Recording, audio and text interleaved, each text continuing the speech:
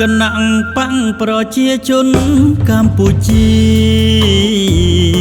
ខ្មែរជោគជ័យយាកម្ពុជាមានសន្តិភាព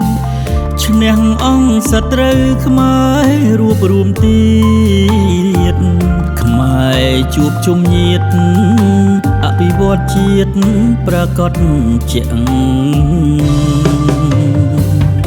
យុទ្ធសាស្ត្រឈ្នះឈ្នះសាមគ្គីជាធ្លុំ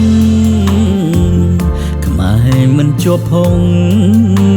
លងនឹងសង្គ្រាមអបល័ក្ខសំដេចដែលជោចាប្រវត្តិសាស្ត្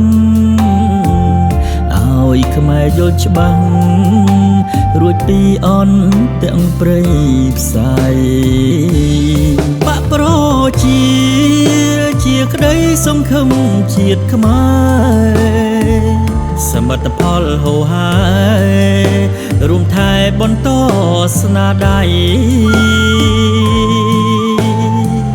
កុលបុត្រដ៏ឆ្នាំសម្ដេចធិបតីនាយករដ្ឋមន្ត្រីការពារទឹកដីសន្តិភាពអរគុណស្នាដៃបាំងប្រជាជនអ្នកមានគុណធ្ងន់គ្មានបាំងណាមួយអាចប្រៀបខ្មែរមានមុខមាត់នៅអន្តរជាតិព្រោះសន្តិភាពទើបមានអ្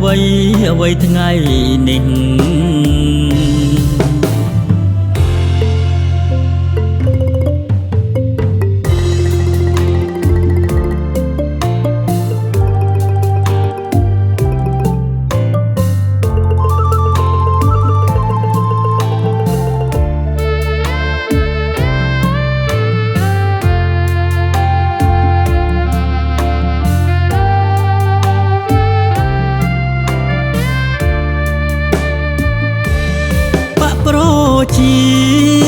ជាក្តីសង្ឃឹមជាតិខ្មែ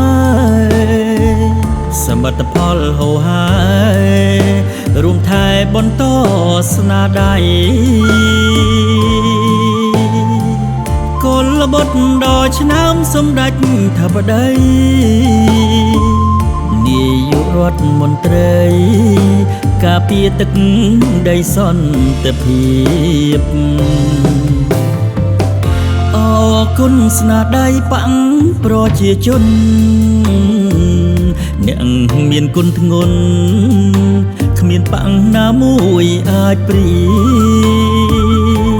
បខ្មែរមានមុខមាត់នៅអន្តរជាតិព្រោះសន្តិភាពទើបមានអ្វីថ្ងៃនេះ